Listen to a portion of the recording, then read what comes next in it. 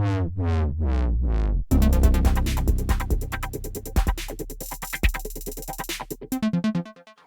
to Hashtag General, which we've jerry-rigged together with duct tape, baling wire, and Discord. I'm your host, Logan Studley, and joining me, who on camera, I think, I can't see what's going on, Chris Sakamura. How you doing, Chris? Not bad. Not Sitting bad. in my garage. Yeah. I mean, I've got the normal podcast set up just for me, so I'm special, apparently. Right. I mean, you gotta be versatile, right? You gotta be able to do what you can. Yeah. I mean, that's basically the story of the past month, is just figuring it out and moving forward. But how have you been? I know we've been chatting a bit while we've been sorting through tech stuff. You have huge... What? You're getting some huge spikes there, my friend. Welcome back to Hashtag General. We were having some technical difficulties. Chris couldn't hear me. Now the fun challenge is, because of how we had to route audio, I'm hearing myself on a 1-second delay. So if I seem a little off today, it's because I don't like my own voice in my head. So guess I don't like it either, but... Oh yeah, I mean, I don't blame you. Like, this voice is just grating. Like, who wants to listen to this? Yeah. But no, how have you been, Chris? Nothing, like we were talking about earlier, like it's just like a little bit draining. But I mean, nothing too bad. It's just a matter of like getting used to it and adjusting and like trying to keep things as normal as possible. Yeah, because I got the sense what you and I both have the same fortunate place where our work hasn't really been affected. Like, I'm still doing the same amount of work, but it's now at home, and a lot of the cues that I would usually use to indicate, hey, the week is over, or passage of time, or seeing friends and any of that, it's just gone. So it's becoming this weird doldrums. Like, we're just stuck and not moving. Yeah. But totally get that. I think like the issue I'm running into is like, because obviously I work from home anyway. I think the issue is more so like there's no like, there's like when I'm done working, like I would go for a walk or we'd go to the mall or like go hang out, do whatever, see a friend or whatever. But like now it's just like, oh, I'm done working. I'll continue to sit here. Yeah, because I asked my mom basically the same question, because she's a teacher, but she's taught from home, like in a virtual school, since I was in high school, so over a decade. Sure. And I was like, how is this impacting your school? And she's basically was like, the only thing that's changed is we're not doing in-person testing anymore. Everything else is just the same. But she's having the same issue that you and I were having, where it's all of the other stuff that would be going on in your life is just not there. Right. Like my dad is over 60 and diabetic, so he's in the category of people who are most likely to be at risk, and he's at home too. So it isn't like they can go do anything either. So they don't want to risk him. Right. So it's just, they're just stuck, and it's tough. Yeah. Tough situation. All around. Yeah, I count what blessings I have, because, I still have my job and everything, but right. Everyone is kind of just like getting a little worn out. Yeah, I totally get it. Yeah.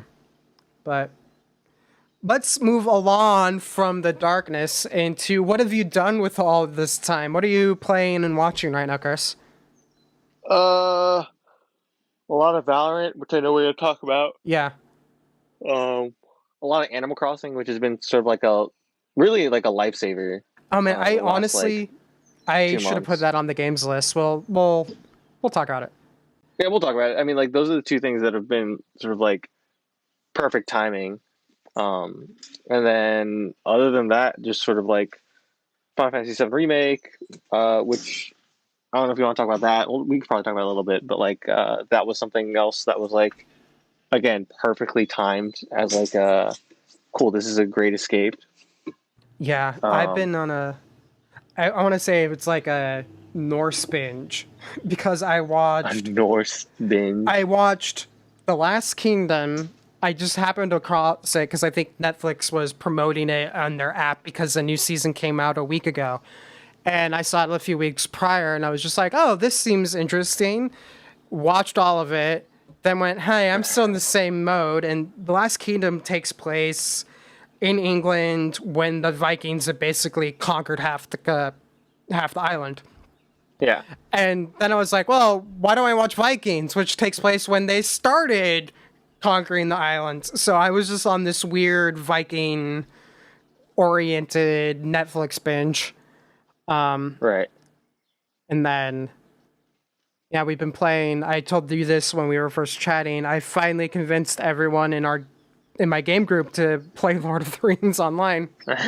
It's just like years of effort finally came to fruition because they made everything free. Because everyone's stuck at home, they're like, "Hey, all the quests are free." It's like, "Hey guys, we should play." So those have Yeah. been kind of my things. Um, but yeah, let's move along because I know one of the big things you've been watching is in TV. So James, why don't we switch it over to TV and we can talk about The Last Dance? Yeah. So this was an interesting one because obviously, as a sports fan and a basketball fan, I've been super excited and like waiting for this for years now. Um, and it exploded like in a way that I never expected it to. Like I knew it would be a big deal for basketball people and for sports people. I knew it would be a big deal, but like it really has. I don't know if it's a pandemic or if it's like everyone being stuck at home or just I nothing think it's else a to watch. But combination like, of that and when this Bulls team was big, I was in elementary school. I knew so many of the names of the Bulls players, and I'm not a sports person. Like I knew the yeah, names like I Scottie think Pippen, Dennis Rodman. this Like era of the NBA and like this Bulls team in particular are so pop culturally relevant to like the early '90s. yeah, there were so many Like, names that they were dropping. I'm like, I know that name. And yeah, you know me, I don't follow sports. I don't follow basketball, but there's always people who kind of break out of their field, who are a recognized name even outside of the sport they play. So someone like the Manning brothers or like Wayne Gretzky, yeah, like shit like that, right? Gretzky. Like Like you where, get these people who are bigger than the sport in some ways, but Michael Jordan was bigger than the sport, the team, like everything. He was yeah, and a like giant all on his own. the interesting part is to like now see people come out and like it's weird for me because like and you too because like we grew up with Jordan as the basketball player, Yeah, right? So like every time you talk about Michael Jordan, you're like, oh, okay, he's a basketball player and he's really good. And like that's any person around our age group that grew up in that early '90s or like '90s period where he was on top of the world has seen him play basketball. It was just like a thing. Like you just know yeah. you've seen like Michael Jordan play basketball before.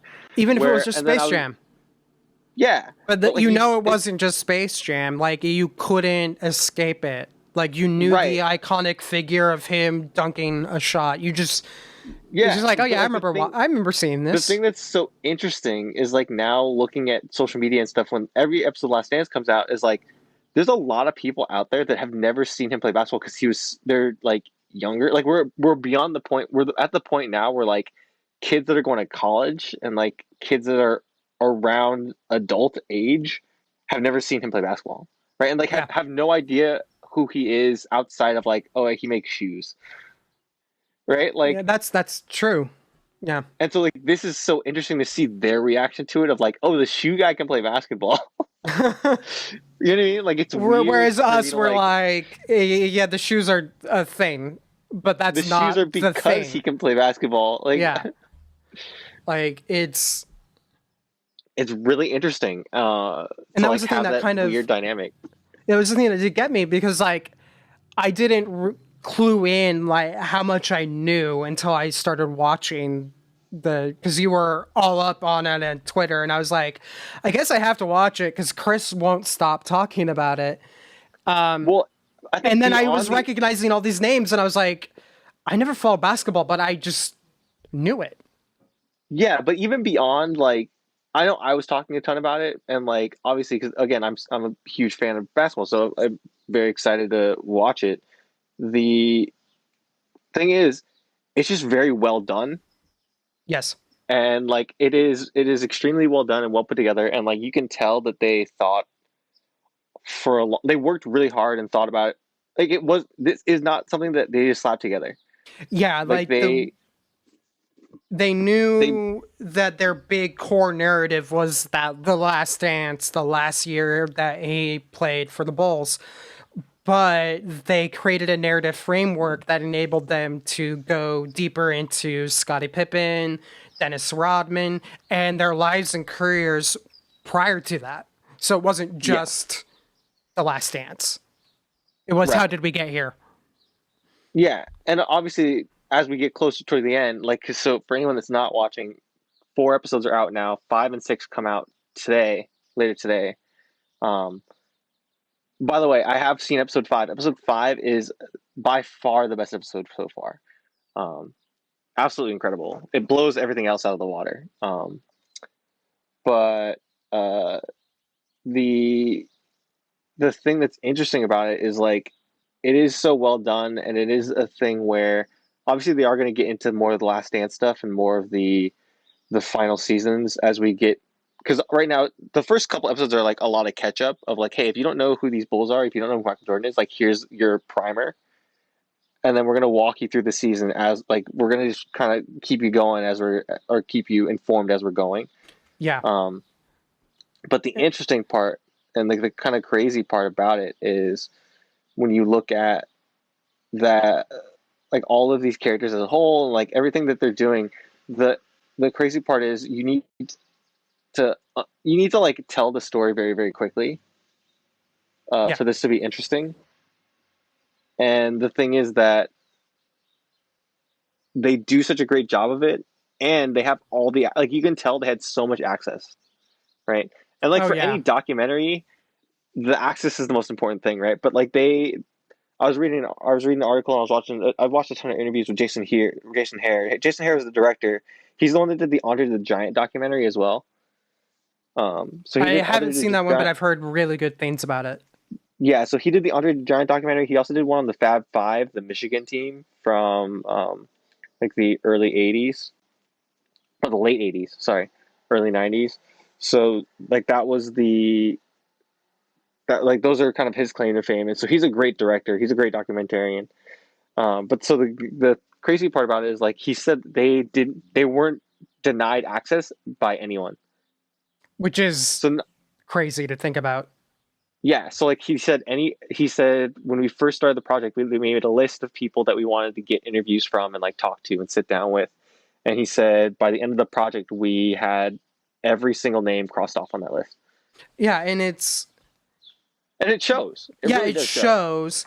Not only that, but you also one of the things I've been enjoying about The Last Dance is like we had a text chain about this, and I've talked before about how Moneyball is one of my favorite sports movies because it's so concerned about the behind the scenes strategy and decision making rather than oh my god, we have to win this one game trope that seems to appear in every sports movie. It's recognizing that there's more that goes into it than just one game.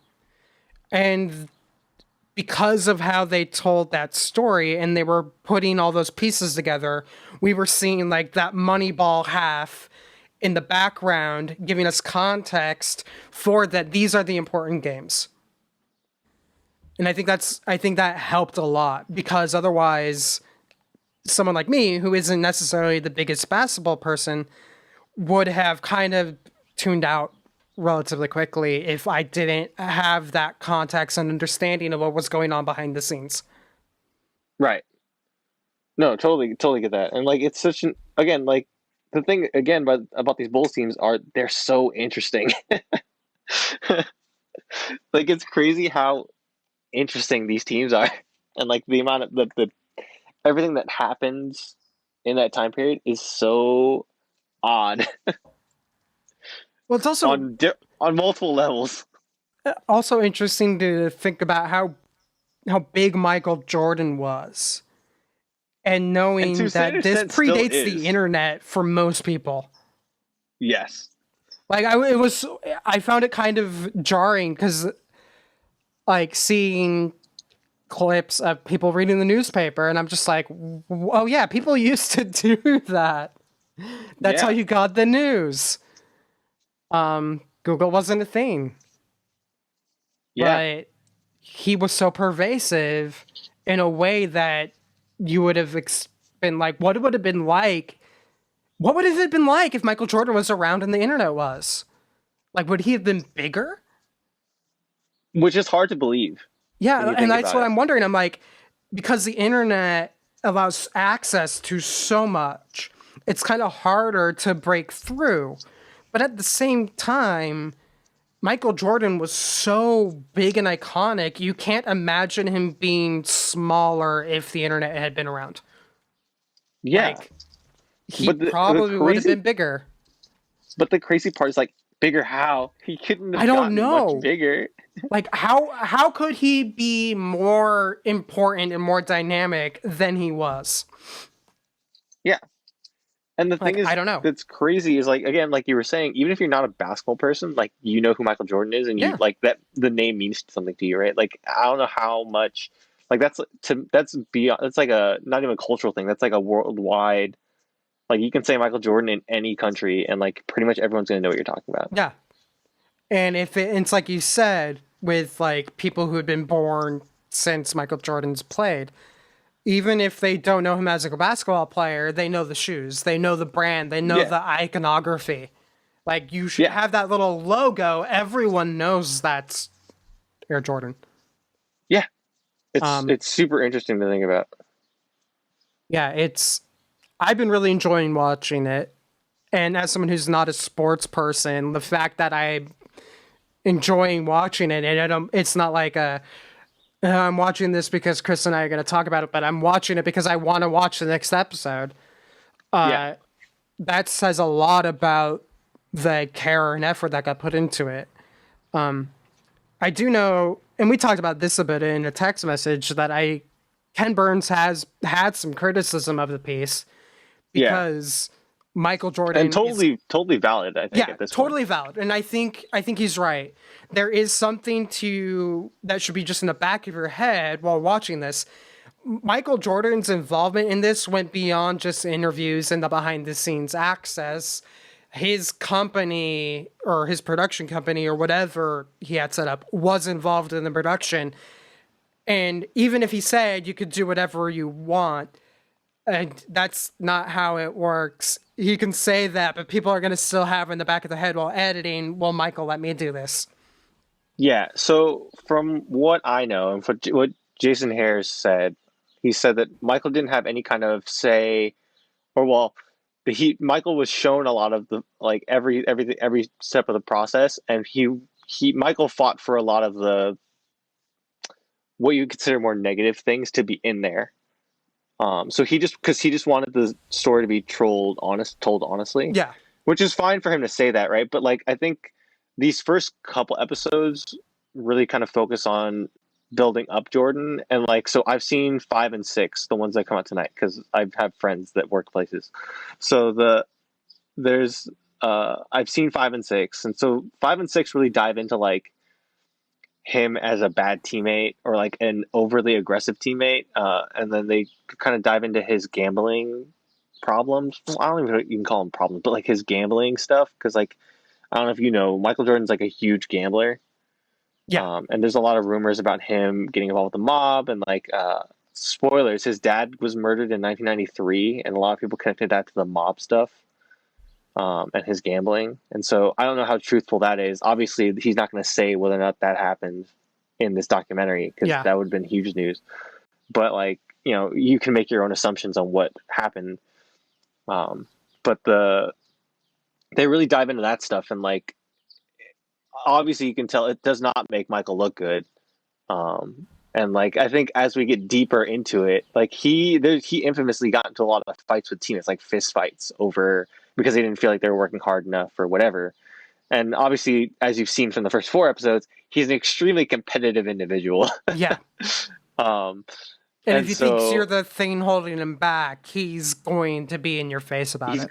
right. And so like I don't necessarily think like I think there's a lot of honesty in there. I think obviously there's something that we said like you do need to keep it in the back of your head of like he was a part of making this, but at the same time like I think by the once we have all 10 parts, I think we'll have a very clear picture of like the highs and the lows, which I think is entirely fair and valid.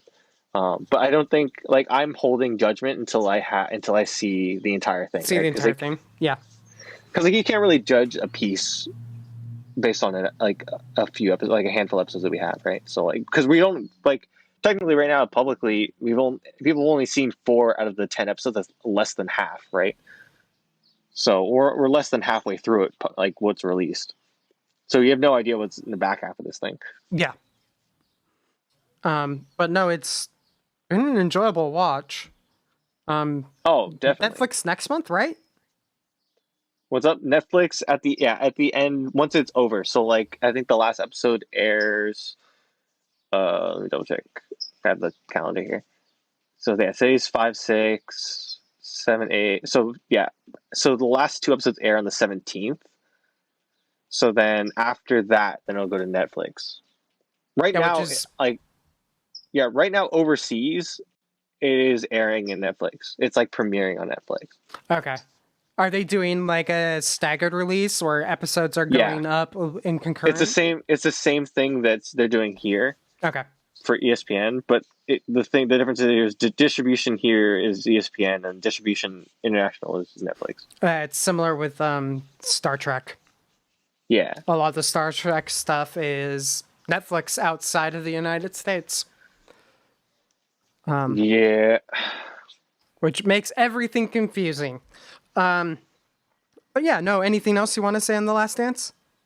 No, I'm just super excited to keep watching it, and like I'm excited to see what people's reaction are for tonight's episodes because I think they're the strongest of the bunch so far. So All right. So check out Last Dance, ESPN and Netflix. Uh, I'm getting video. I can bring that back that picture thing if you want. I mean, Um, up to you. I mean, it's up to Chris. It's just kind of pointed at like the wall right now. what? James is like, "Oh, I'm getting video from Chris, but it's pointed at the wall. Do we want to use video?" And I'm just like, Oh no, no, don't worry about it. don't worry about it." Yeah. Yeah. That's gonna be our next slow video. Is we're gonna just have a camera pointed at a wall for like an hour, There you go. and no commentary, no music, just wall. And everyone will say it's the best thing they've watched since the last thing Sliced they bread. watched. Yeah. Since sliced bread. Oh yeah. Greatest thing since sliced bread. Let's move along to tech because tech news is happening and it's bizarre. Like I was kind of caught off guard by how much Apple's announced in the Yeah, last month. weird timing. Yeah, there had been really strong rumors prior to everything being shut down that Apple was going to do an end of the month event in March. And Apple just decided to, instead of having an event, they're going to just do press releases and send all the stuff out to reviewers and YouTubers and everyone. So I know I'll want to talk probably the most about the iPhone, but do you have any thoughts about the Magic Keyboard for the iPad? No, I mean, again, it's just the kind of thing of the iPad's getting closer and closer to a laptop, Yeah. and like, I'm not mad about it. I'm like, I don't have any strong feelings either way. It's like cool. Yeah, I think my one thought because I'm thinking about getting one, is it's the closest thing to the ideal keyboard setup that I've wanted. Because my big thing with my iPad is I use it a lot as like just a tablet to read or watch video. And having to take it in and out of a keyboard case has been the reason I've never bought a keyboard case. And this, Right. it's you just pull and it's disconnected. And that's kind of what I want.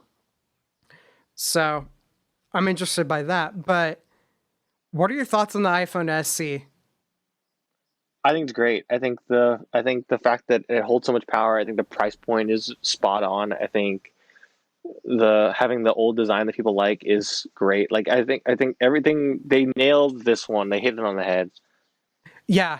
The one thing that I don't like about it is like the stupidest, silliest reason to not like a device. It's the fact that when I got my iPad and I got used to the homeless interface, where you now get Control Center by pulling down from the right Oh, hand yeah. top to the top end of the right hand side, and you still access Control Center on the iPhone SE by pulling up from the bottom, and that throws me off on my phone sometimes because I'm so used to the iPad now, and Yeah. apparently you still access it that way, and that's the one thing I don't like. Everything else about that device is just, it's solid, really solid, and at a really good price point. Like Right. it's, I was looking at it, and unless you are full all in on this idea of like Face ID, no home button, I don't see why this isn't the de facto recommendation. It's like, Yeah. hey, you need a new iPhone? Just go get the iPhone SE. It's Yeah. it's inexpensive, it's powerful, has a decent camera, still has the touch ID. There's a lot to like. Definitely.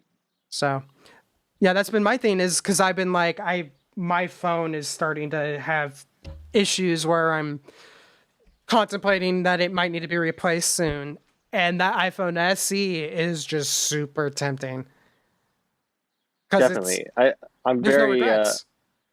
yeah, I'm very curious to see how well it does, and especially with pandemic stuff. I think like people are just looking for an excuse to get something new or like have some kind of excitement. I don't know if it's. I need something excitement from the pandemic. From my end, it is if I need to replace it, given how volatile the situation is out there, I might just want to get the cheapest device to save money. True, And the that's also iPhone the case. SE But like, is I think a lot of people who are waiting for this, yes, and that too. like, there's like, this is going to be a big deal. Yeah, it's especially since this is the ultimate expression of when Apple devices can really retain their value. Is it's more powerful than a top of the line Android device that is like $1,000, and Apple will support this for like half a decade. Yeah. That's not bad in terms of a value proposition. So it's just one of those things where it came out, and I just was like, man, I I know I'm gonna have to replace my phone sometime soon, and this just like I wouldn't have any regrets if I got it, and that's a big deal for that price point. Right. But yeah, I was just surprised at how much Apple's put out in the past month. Yeah. I mean, it makes sense that like you want to keep your release schedule because obviously a lot of this was planned before. But like for tech stuff, it's hard to push back. Like for movie Yeah. releases, it's easier, but like tech releases, it's hard to push back on stuff. Like from everything I'm hearing, like PS5 and Xbox Series X are going to release on time. Yeah, Um, it's so if you have all like of the manufacturing in place, if at worst comes to worst, you might have to scale down. But yeah, any hardware stuff, you've already at the point at this far out for the Xbox, the PlayStation, or the next iPhone, you have so much of it already locked down. that you can't keep pushing it back or do Yeah. it. Like you have to just go. sure, yeah, I think if there was going to be any delays in hardware and tech wise, I don't think we're going to see it this year. I think it's going to be next year. Yeah, It's going I to be think a that's thing the where it's play. like, well, we couldn't get access to our stuff. We already had done so much of the work by March that we just kept plowing forward because we didn't have to sit there and be like, how do we put it together? Yeah, But we're I going to have think to do that a for lot like of the iPhone 13. anything that was close to production or in production is already like it's gonna be on time. The stuff that's gonna be off is gonna be the stuff that's still in development that's Yeah. still being like figured out. Or in the Because case, obviously you can't the stuff that's being affected by people working from home. yeah, Like that's what it is. though the thing that I found interesting is that this isn't really, well, it's tech-ish because the reason why they're having the problem is in the manufacturing. Nintendo had scaled back manufacturing of the Nintendo Switch because, it's approaching mid-cycle for it. Yeah. So it's like going a bit down in demand. We can just scale down production. And now everyone's stuck at home and wants a Switch. Well, dude, it was a combination of everyone's stuck at home and Animal Crossing is fucking awesome, and so Yeah. they were like, "Oh shit, Yeah, it's just what like do we do?" the perfect storm of demand. And Yeah. they weren't expecting that. No. But let's move along real quick to movies. So just kind of a note based off our last episode where we talked about how Bob Iger was no longer at Disney. Well, correction, he was at Disney but was no longer CEO. He's CEO again. Yeah, and I totally get it. Totally get it too, because I remember reading somewhere people were theorizing the sudden shift had more to do with Bob and everyone seeing everything going on in China and him just being like, I'm at the end of my contract almost. I don't want to deal with this mess. Here, you Right. can deal with it, which does not sound like Bob Iger at all. And it No. turns out that wasn't it. It was, he's like, I've done everything I set out to do. I might as well let the next guy just kind of step in already. Right. And then the world fell apart. Right. But I mean, like, again, it comes back to the thing where I get why he dropped it, and also I get now why he's taking it back to, like, Exactly. lead into the next. He's doing Because, like, it, this is a tricky situation. So, it's like, a tricky time. I don't, He's very and good he- at what he does. yeah, and, And like, he I don't know believes in the if I would company. put that, yeah, and I don't know if I would put that on my successor, my brand new successor, to be like, Exactly. you deal with it. Like, he just doesn't seem that kind of guy, right? No, I think it was literally him going, I think you're right. I don't think he was willing to put Bob Chapek in that position. Yeah, It totally, just was, totally with you. he's like, he's Bob Iger. He's one of the respected people in the industry, and he's not going to just let it go because he's done. Like, he Yeah. can help, so he's going to.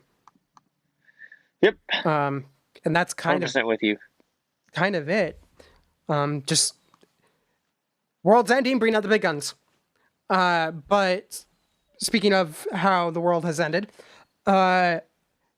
Onward came out right before the lockdowns went in place, and then Disney pulled it, put it on digital on demand, and then 2 weeks later put it on Disney Plus. Trolls just bypassed the entire theatrical release and went straight to rent it at home. I don't know how much they charged. Do you know? No, but I was very. When it happens, I was like, man, I'm concerned with this. Yeah, there's a lot to be concerned about. There are some numbers floating around claiming that Universal made more money with Trolls 2 with its home release than it did with the worldwide release of Trolls. And I saw someone actually break down the numbers, and apparently that's not true. But it's still not. They made over 100 million in sales with the digital release, and that's not something you'd balk at. Yeah. Especially for Universal, that's not being split with the theater. That's all going to them. Yeah. But Yeah, I think we've talked about this. There's issues around the 90-day release window where a movie's supposed to be released in a theater exclusively for at least 90 days before it goes to any on-demand or like home video. And that's Yeah. kind of getting blown away right now. Yeah, I mean, so obviously there's been a lot of talk about AMC not surviving. Yeah. There looks like now they will survive by the skin of their teeth. But it's going to be a very interesting situation to see how it plays out, because obviously they're not just AMC but like Regal as well are going to have kind of put down the hammer on Universal. Yeah. Universal's shots fired. I don't want to say a smaller company, but like Universal is like a smaller fish in terms of like they're not Disney, right? Like there's no way AMC throws the hammer at Disney, but like Universal is someone that they can kind of it's someone that they can kind of bully a little bit, because they've already basically said knock this off or we won't carry the next Fast and the Furious. Yeah. Which is a huge thing. Which is especially for Universal. If two of the largest distributors in the world, because it was also, I think, Cineworld or some other company in Europe was like, if you do this, we're going to drop it. That's going to hurt. It is. And but especially for like Trolls, I can see is like, okay, cool. That's like a video on demand movie. That's something that I'm fine totally watching at my home. Fast and Furious, I want to see in a theater. Yeah. It's so, you know, there's different levels to that. Yeah, I feel like all this has done is push fast forward on the issue that we've all known as coming in exhibition, where these medium release films don't make enough money to where the studios don't make them, but now they will again, but it's going straight to their streaming service. You have these smaller indie films that can't afford the budget for a marketing push for theatrical release and video on demand or home video. So they do a very condensed release where it's like be exclusive for 2 weeks, but then you can stream it or buy it online 2 weeks after it's in theaters.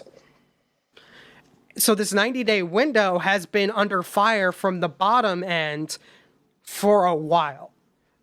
And as blockbusters take more and more, and there's less of this where you have these, because you remember when we worked at the theater, there'd be sometime these months where we'd be between tent poles and there'd be like nothing happening. Like the theater was basically open and barely making enough money to stay open in those periods of times because they were waiting for the moment where the next big blockbuster would come out and they'd make a bunch of revenue. And you can't be dependent on the tentpoles all the time. That's going to eventually hurt you. Because if there's no tentpole one month, why are you open? I think we're gonna start seeing some changes in how theaters operate when they reopen, with this reality that people kind of aren't necessarily gonna go to the theater unless it's a major big film like a Fast and the Furious, like a Star Wars, where you want to watch it on a big screen. But what happens when none of those movies are out? Is there a reason why you are open from 10 a.m. to midnight on a Monday? Right. Like, should you just be closed? Do you need to rethink everything about how you schedule? Do the distributors need to rethink the window? Does the window need to have tiers based off budget, based off type? Like, should a family film be under that 90-day window? Or should it only be something like Star Wars? Like, the National Association of Theater Owners and the studios, they need to just sit down and be like, okay, the 90-day window only works with your AAA, essentially, your big name title blockbusters. Everything else, we need to have some wiggle room. Yeah, definitely. Otherwise, I don't see how the major chains are going to survive, because we're going to see the same problem that affected bookstores, but now with film. Borders shut down, but your indie bookstore, yeah, a bunch of them shut down too. But they're now the driving force in terms of physical sales, whereas Barnes and Noble is barely going. And we might see that in the theater. And that could Right. completely upend how the industry works. Cool. But Yeah. It's gonna be interesting when we come out of this and see what happens. yeah, especially Because I'm since curious. Because obviously, like, the theater's not gonna bounce back quickly in any sense of the word. because they can open up, and how many people are going to be willing to go to Yeah, a sit next to each other place with in a hundreds confined of space. people? Yeah. So I love the theater. I don't see myself going in months. dude, I don't even see myself going this year. Yeah, Maybe to see Widow, but I would go like late after release and like super late at night. yeah. And I don't see myself going opening weekend anymore. yeah, which is sad, but like, I get it. Yeah, it's no longer just hey, I want to avoid spoilers. It's hey, I want to avoid dying. do I want? Yeah, is seeing this worth the risk of getting sick? And no, it's not. But yeah, the industry, just production side, from what I hear too, it's everyone's on edge. No one knows what's going to happen. There's going to be this 2-year or so period where like no one's going to be working, Yeah. and that's not good. But it is what it is, and who knows? Now let's move along. No. So right now we have it as Valorant, but do you want to do Oh, okay, Animal Valorant. Crossing first? It's up to you. We can do Valorant. We can do Animal Crossing. Let's do Valorant, because it's the big thing that everyone's going crazy about. Give us the rundown. Right. So Valorant's been huge. Obviously, you work in social. You've seen it everywhere. Yep. It's taken over. It's been the top game on Twitch for the past 3-4 weeks now. It's awesome. It's everything that we wanted it to be. It's obviously there's stuff to work out, but like Riot's been super responsive and super sort of on the ball in terms of taking feedback and being communicative, and it's been great. A lot of other games should be very nervous. Obviously, CS:GO should not be nervous. Like, they're fine. Yeah, But, you've written about it. I posted a couple of those things to the Quality 3 website. If you are wondering what Chris wrote, go to quality3.net and they're there. yeah, but basically, it's a lot of pushback from other communities, and then like people are scared. Obviously, a lot of people from a lot of big names are jumping over to Valorant from other games, Yeah, and from what I'm hearing, a lot more will be jumping over soon. So excuse me. Yeah, it seems like the big game, bless you. the one that should be the most worried, at least from what I can tell, is Overwatch. Right. So the biggest thing that happened that was sort of like, to me, the nail in the coffin for Overwatch was Sinatra switching over. So Sinatra, for anyone who doesn't know, he played for San Francisco Shock. He just won a championship. He just won a championship. He's the league's MVP. He's their biggest star and their biggest name. And so he just switched over. He retired from Overwatch and switched over to Valorant full time. Yeah, it's. So I mean, we I want to say we avoid talking about it. It's just that every time Overwatch League came up as a potential topic for a hashtag, it was always just like we're just hammering the same thing over and over again. Like there's a Yeah, lot of problems with Overwatch League. I've been beating this drum since before it started. So like I'm not. Yeah, like It had you're kind of issues. drummed out. Yeah, like I had issues from the start, and like I called them and they never fixed them. So obviously they don't have to listen to me. There's way smarter people than me are they're saying the same thing though. So it's not, you know, Yeah, it's not an opinion that is unique to me. yeah, but the people over at Blizzard who are running it are probably not having a good month. Because not only are they dealing with the aspect of a bunch of events had to get shut down or get run remotely, there's this game that's just taking all the energy out of the room. Yeah. It's because Valorant is making records in terms of viewers on Twitch, and Overwatch League is struggling to retain viewership.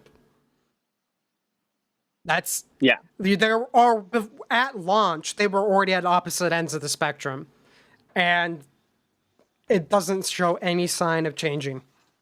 No, I don't think they've had a single growth like week to week over the course of their 3 year run. So Yeah, and the that's not good. Overwatch, and I'll because you're not with me, I'll just say two in quotes. I don't think it's going to save him. No, it is not. It's gonna make it worse. Yeah, it's because I remember we talked about this where it's like Overwatch came out, everyone was really excited. It's like Overwatch's entire history is another game comes out and takes all the air out of the room. Overwatch launches, then there's PUBG, and then Fortnite, and Apex, and then it's just like. But like I feel like that's such an excuse for like, oh, we just got unlucky, where a lot of this is Overwatch's self doing. Well, I'm not saying it as an excuse, as something Like, else came along, and like, the I think game that just sped it up. couldn't hold up to it. Right, but I think that's sped it up. I think the issue, I think like even if Overwatch was the only game, the only shooter, I think it still would have had this decline and this it would struggle. Yeah, I it's. think, but I I don't think find it the most it was replayable game. ramped. Yeah, I think it was ramped up. I think gameplay wise, it's great. I think as an esport, it's bad. I think the visibility is bad. I think the watchability is bad. I think the level of like if you don't play Overwatch, you don't watch Overwatch League. Yeah, if you don't play Where Overwatch, you don't I understand know Overwatch. where like I think 30 to 40% of League of Legends viewers don't play League of Legends. They just watch League of Legends. I have put it maybe in 20 minutes to League of Legends, and I can follow what's going on in a broadcast. It's pretty Right. straightforward. Like it's not right. And like that's kind of the issue you're running into, right? Valorant's kind of the same way. Where like, dude, you don't need to watch Valorant, or you don't need to play Valorant to understand what's going on. And that's kind of the same thing with CS:GO and like Rainbow Six as well. Like all of these games have inherent watchability and like very easily, like they're very easy to convey to people what's happening on screen.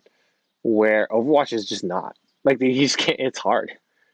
And I don't blame the casters or the production crew or anyone there. I think just the game's hard, and I think that Blizzard did the best they could. They hired the best people in the industry they had the best casting team, the best production staff for that whole first year, and they were honestly getting really really close to what I think Premier Overwatch League would look like, and like it would have been great honestly if you give them another year or so of like work and practice and like trial and error.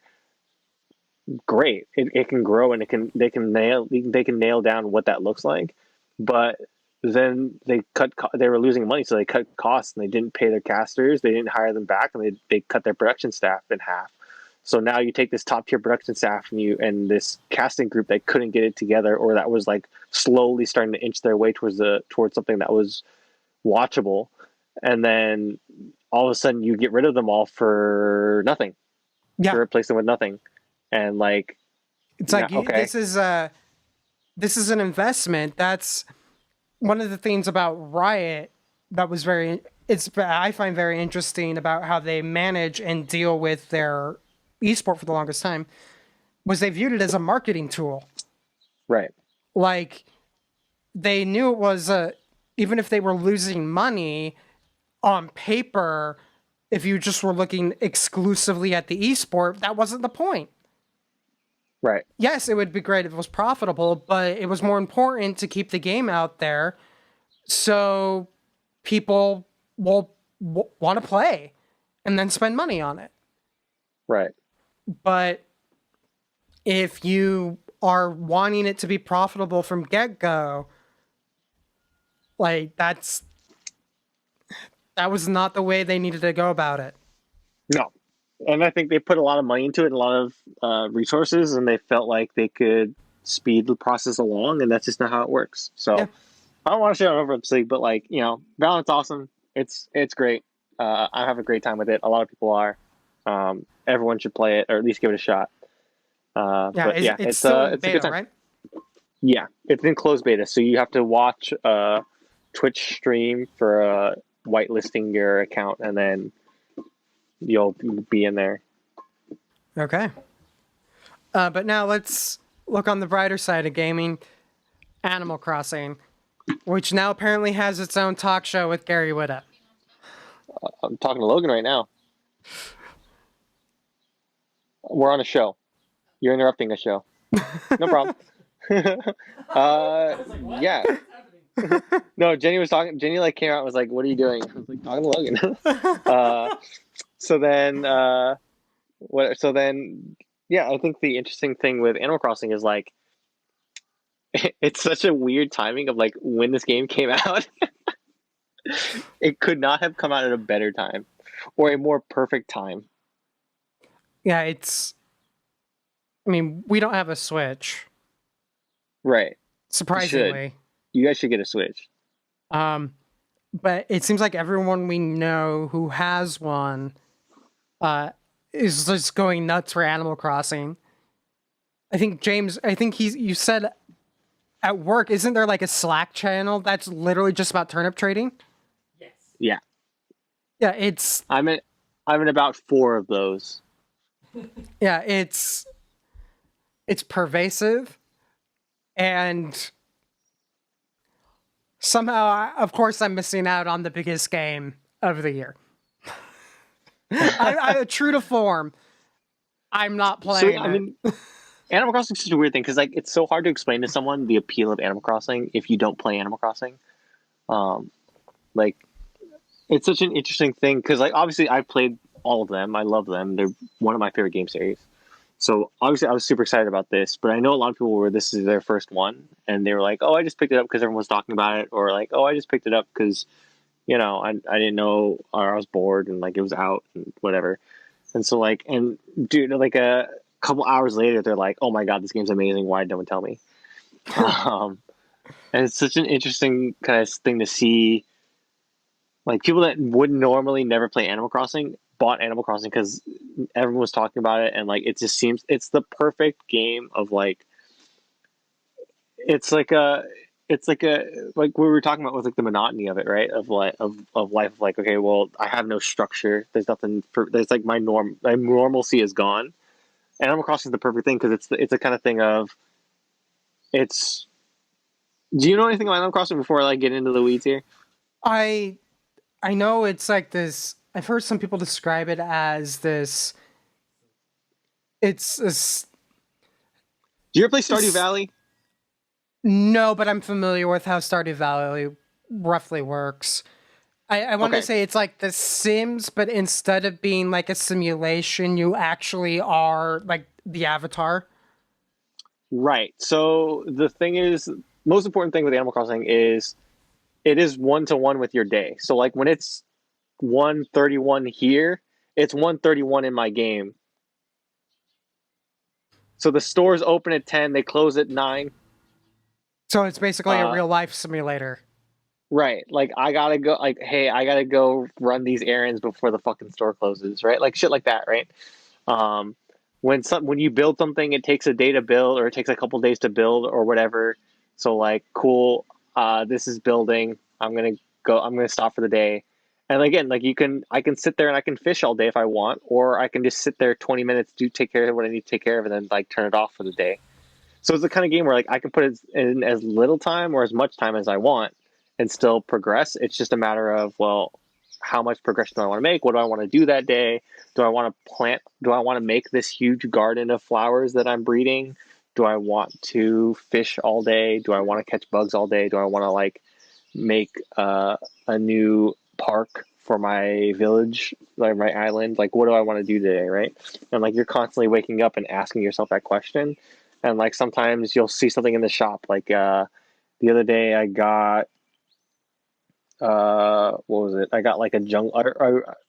A couple weeks ago, I got like a jungle gym, right? And I was like, oh, cool! I can make a park. So I made like this whole playground area with like a sandbox and like all kinds of other shit, Cool. and like stuff like that, right? Yeah, it's definitely a game that I'm interested in because I was interested in Stardew Valley too, just never really got to play it. But Right. like, because I talked earlier about how I got everyone to play Lord of the Rings online. One of my favorite things to do in that game is like not even questing. Like I enjoy crafting and exploring, like just Yeah. kind of relaxing and running around, and I that's mean, one of that's the things kind of that animal appeals to me about relaxing.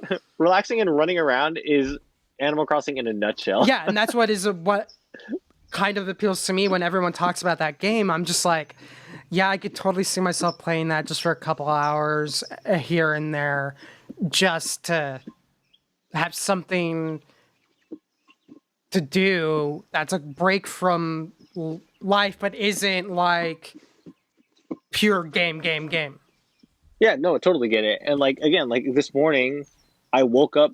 I set an alarm and I woke up super early to buy turnips, and then went back to bed. Right, like because the Daisy May sells turnips, and she's only on your island until 12 o'clock. So like, I wouldn't if I just slept in, I would not have been able to buy turnips this week. So like, Got to get those turnips. you got to do it. But yeah, You no, gotta do it. I'm interested. It's because when the lockdown first got put into place, because James has been playing Breath of the Wild on, because we have a Wii U. Yeah, I was at one point, this is how I discovered Nintendo had the shortage. I was like, should we just get a Switch because we're going to be stuck here? And there's a bunch of games I mean, that would be great so right now. the Switch is now back in stock, and it's now like it's getting more available now. I would highly suggest buying a Switch. It's totally worth it, especially for you guys, and the way like you would both use it, and there's some great games. So like, Yeah, you'd have a good time. it's tempting.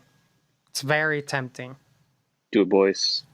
Yeah, I guess we're gonna have to break open our savings accounts and see if we wanna wanna do it. But like we already Do it, have boys. like the Wii and the we can play all the GameCube and Wii games and then the PlayStation and the Xbox. And like Yeah. there's good Well, games. this to get into my problem with all the consoles specific to me, the TV we have is so small and my eyesight has got to the point I can't see I can't read the screen. That's why I'm not playing console games a lot anymore. Right. Our seat is too far from the TV and the TV is too small. I can't tell what's going on. A Switch I could hold. Maybe we could get a bigger TV for cheaper than a Switch, probably. Probably. But a Switch I can lean back on the couch and play. I can't do that with a TV. Like I can't hold the TV and play. Like uh anyway, let's move on to Star Wars because of course this is really a podcast all about Star Wars and we occasionally Yeah, talk baby. about other things.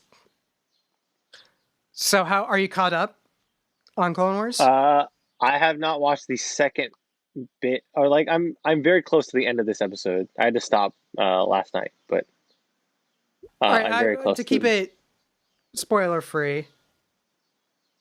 Actually, where are you in the latest episode? I forget. I have to go back and watch it. Okay. But like, I mean, can we're I gonna just have to talk say about it later because yes? the final episode of Clone Wars is being broadcast tomorrow because it's May the 4th.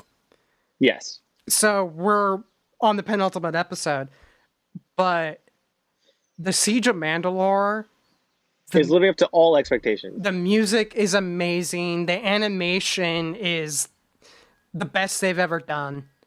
It's so good. Yeah. And I don't remember if I told you this, but like Kelly and Charles finally started watching Clone Wars. So I'm have they interested watched to it ever? No, they never had. And so I'm interested to hear what they think once they get to this point. Because they only started watching a couple weeks ago. Yeah. But yeah, I've said before that I wish Disney would just let Filoni loose and do like an animated Star Wars movie. And it's like they did, but they're just breaking it into 4 parts. Yeah. I will say watching Ahsoka and Maul go at it is so cool. Well, what's interesting, and I remember seeing this on Twitter, and I don't disagree with this assessment, that one of the problems with the Maul Ahsoka fight is there have been really good animated lightsaber fights, but this one was like on another level because of they got Ray Park to do motion capture. It's a mocap. And so it added another level of it just was like a tier above all the other lightsaber fights because there was a lot of the personality to how Maul held himself, and you didn't realize that had been missing. Yeah.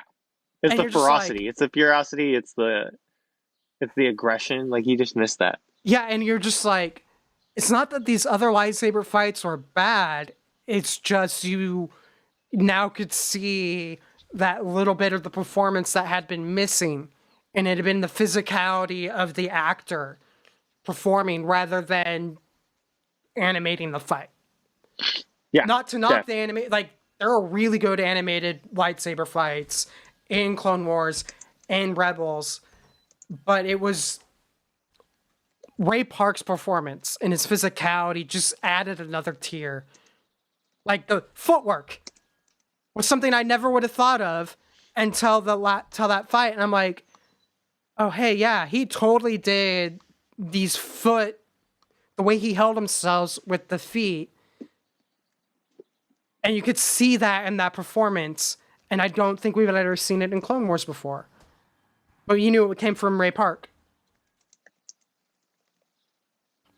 But Yeah. I think this might be how they do it going forward, is that they will, if they do animated Star Wars stuff, they will mocap the lightsaber fight. Yes. But that one episode specifically, so not the second to last, but third to last. So the second one in the Mandalorian arc, because I'm going to confuse everyone with that sentence. It was just so good. Everything of these past 2 episodes have been really good. And I'm excited to see the ending, and I wish it wasn't ending. Like, what's next for Filoni? I need to know. Dude, so we also are getting the so obviously we were supposed to go to a Mandalorian panel that was canceled. That's right. I forgot And about so that. we are now getting a kind of behind the scenes on the Mandalorian 8-part documentary thing. Yeah, I'm excited tomorrow to watch it. or tonight actually. Oh, is it starting tonight? I don't Well, know. May the 4th, but like, not is it going to start at midnight? Like, are they going to just put it up? who knows? I don't know. But Filoni is on there, I and know so they're in post he, too. So I don't think yeah, season 2 is going to be delayed. Apparently, they had no, wrapped production before uh, everything shut down. yeah. So that's cool. But like Filoni's on there, and I'm curious to hear him talk about it. And like, I'm his level of involvement on the Mandalorian is something that I'm very curious about. Because Me I too. don't know. I don't know how involved he was. I know he directed a couple episodes. I know he helped write a couple of them. Like I don't know, but like his, I'm curious to watch this and see his level of involvement because Like, how often was he on set? yeah, like Was he like my in LA from beginning to end, or only when he yeah, was like directing? my thought process is always like that Filoni was being groomed as like the Feige of Star Wars. Yeah, That was like sort of where I always came down on Filoni, but like he just never got the opportunity to do anything bigger than animation stuff. But like and if I want he to had just clarify the what? Feige from my thought on it is where Feige is involved in the creative process, but kind of oversees everything. I feel Right. like Filoni's going to have these projects that are his and Yeah. that he's Right. working on directly, but he's also going to be giving input on everything else. Right. Like when I say the Feige role, I mean sort of like the puppet master behind the scenes of Yeah, like, cool, let's put this piece here, let's do this here, let's do this here, let's do this here, and it's kind of like creatively planting seeds across Star Wars properties that can then tie back in or do whatever the hell you want to create like a bigger narrative, or like get across certain things. Because Filoni loves that stuff. You can tell from the way he directs, and like even the Mandalorian episode he directed has hella callbacks in it. yeah. Um, and so like he loves the fact that like all this stuff is in the same world and like you can connect things and be fun with it. But like I'm curious to see his. I'm hoping this documentary stuff shows us like how much involvement he has because that to me that's telling of a lot of where we're going and like what's going to happen with especially since this they're launching this kind of like new initiative for Star Wars stuff. I'm The High curious to Republic. see right. I'm curious to see where all of this is going to land and like how much is in his lap and where they go with it, right? I know 'Cause Pablo Hidalgo was in the room when they were breaking the story for the High Republic. yeah, because they I have him don't in the think video. Filoni was. No, he was not. I scanned through that video looking for him. He's not in that Yeah, like room. I don't recall seeing Filoni at all. But So, but you know he Hidalgo probably makes more gave notes of some Hidalgo makes more sort. sense because Filoni's more like the creative guy. Hidalgo's the dictionary Yeah, and the encyclopedia. So like it makes the most sense that he's in that room. Filoni being in that room would make less sense because I think his name and creative thought process might stimulate like might hinder the creative process of the others in that room, if that makes yeah. sense. Because he's in Um, animation and video, and those were all book writers and like comic book book writers. writers. Yeah. Like, So like having less creative but more of just like a fact checker in the room is a really good, like a more so desirable thing to have in there. yeah. Because I know Pablo is also in the past described himself not necessarily as the idea guy as much as he's the guy you want to spitball ideas off of because he might look at it a different way but he also has this very deep knowledge that he will know whether or not it will work just because it doesn't fit in the universe and can guide you to the right way Right. rather than dictate how you should tell the story. Like he doesn't view that as Totally his job understand. at all, despite Yeah. what a lot of people on the internet think. Pablo Hidalgo doesn't run the universe. No, he just knows about it. He just knows about it. Because if he did run it, we would just get everyone from Deep Space Nine in every single one. Like Very fairly true. certain Jeffrey Combs would have been Snoke. Very true. Like I would have been okay with that, by the way. I would love to get some Jeffrey Combs in Star Wars. But yeah, I'm interested to see how High Republic plays out. Like, But then there's also been the news that I still need to watch Russian Doll, but the showrunner of Russian Doll is getting a series or movie. Like, there's a lot of irons in the Star Wars fire. Yeah. Which is the Ahsoka really nice. stuff is interesting. Yeah. The rumor that Ahsoka might be in Mandalorian. Well, yeah, and the fact that she might have her own show too. Oh, I haven't heard that bit. Oh, you didn't see that? No, I just saw that there was talk of her being in live action. Yeah, so it's Rosario Dawson. That's the big every place that I've looked at it says Rosario Dawson is confirmed. Yeah, I saw somewhere that it's not confirmed. Like, Lucasfilm hasn't confirmed it, Disney hasn't confirmed it. But when she was asked it directly in an interview, or when she first spoke about it, the way she said it, you could very easily be like, is she talking about Ahsoka? So here's her quote. Yeah, it's like, here's her quote. So Dawson was asked by Variety if she was playing Ahsoka Tano in an upcoming season of the Mandalorian. She said, quote, "That's not confirmed yet, but when it happens, I'll be very happy. I'm very excited for that to be confirmed at some point." Yeah, exactly. And there's no other way to read that other than Ahsoka. Yeah. And like, I think she's great. I think she'd be a great Ahsoka Tano. Yeah, I'm interested to see how that plays out, because like, one of the weird things that I have now when I watch episode 2 and 3, I'm so used to Matthew Lanter being Anakin that Hayden Christensen's voice just sounds wrong to me. And I'm wondering what it's going to be like having Ahsoka not sound like Ashley Eckstein. I went almost the entire episode before I stumbled by hearing on my own voice. But yeah, I mean, yeah, it's interesting. I think Rosario Dawson's a great choice. I think she'll do a great job. Obviously, it makes sense for her to be a little older if she's going to be in The Mandalorian. Yes. So that, like, a lot of people were complaining about that she's too old, and I was like, well, if she's in The Mandalorian, it makes sense for her to be older. Like, she's not, because Ahsoka is 16 by the end of the Clone 16. Wars.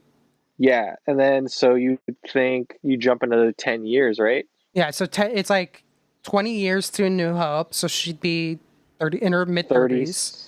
Yeah. And then there's like 5 between A New Hope and I think Jedi. So she'd be like in her 40s. Yeah, so she'd be in her 40s easily. So like it makes total sense that she'd be older. And like Rosario Dawson's in that age range. And so like it works fine. I think it's gonna be great. I'm curious to see where they go with the show, because the rumor is that she's in The Mandalorian, and then if she pops, which of course she's gonna pop, it's a great character, it's a setup for a Ahsoka Tano show.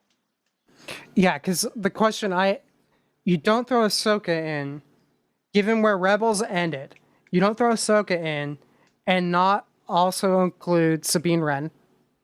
Yeah. Which would be a good tie-in, because Mandalorian. I'm guessing that's how she ties into Mandalorian, because I think Sabine would be looking for the Darksaber, right?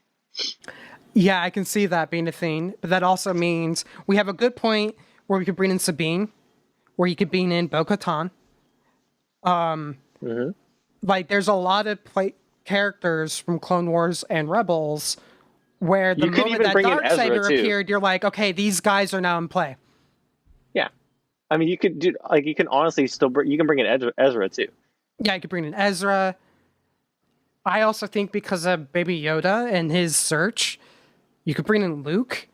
Who knows how they'll handle that? But they could. There's lots of ways you could take this. And the reason why I think a lot of this stuff is in play is we kind of see the playbook that they did in Rebels, where they established the characters, they established the setting in the first season, and then in the very end, you get Ahsoka in the last episode, and then you bring in all these older characters, you bring in the big guns with Darth Vader and everything else with Season 2. Well, what did we have at the end of Mandalorian Season 1? The Darksaber. which is a big, big artifact that has been in Clone Wars and Rebels. It made its appearance, and that is a point where you bring in all these other characters. So it's a question of, are we going to keep it super small and locked in on the Mandalorian and Baby Yoda? Or are we going to start stepping into the bigger world? I can see it going either way. But that casting hint says it's going into the bigger world. Yeah. But yeah, I'm excited. Like I said, I'm looking forward to seeing the ending of Clone Wars as much as I don't want it to end. I'm looking forward to season 2 Mandalorian. I'm totally going to binge watch that behind the scenes. But Yeah, I'm super I'm excited. glad that we got episode 9, but it doesn't feel like Star Wars is ending. Yeah, there's a break in the theater. But everywhere else, it's firing on all cylinders. And I'm kind of glad that they did, like, as much as I love the Skywalker stuff, I'm glad it's over and they can, like, move past that and, Well, like, do other stuff. I don't remember if we talked about it on Hashtag, but I know it's a conversation we've had before where in order for Star Wars to succeed, they needed to be able to move past the Skywalkers. Yeah, totally. And I until think we that did talk about this on happened, the show. They were screwed. Yeah. But Totally agree. all these TV shows have proved that you don't need a Skywalker. You don't need a Jedi. Yep. So any limitations put on Star Wars right now are ones they put on themselves, not ones from the legacy. And it's very exciting. Yeah. Like, the sky's the limit. It's literally skywalking. That's Like, pretty just good. go for it. But that... Pretty good. Go ahead. No, I said it's pretty good. Yeah. But I think that does it, unless you got something Yeah. else. No, I think we're good. Yeah, I think we're good. We'll be back eventually. Probably again in 2 weeks. If Yep. not sooner, if not later. Who knows? The world is completely upended, and I told this to Chris. I don't think I said it here on earlier. There was literally points where my schedule was just with work was so crazy. I totally didn't realize we were supposed to record on a weekend, at least twice. So we'll be back. We'll keep doing this with our jerry rig system. But like, share, subscribe, hit the bell if you're on YouTube. Tell your friends this is the best thing you've ever watched. Yes, I'm telling you to lie to everybody, but I think it's worth it. I might be lying too. But yeah, everyone stay safe out there, and we'll see you soon.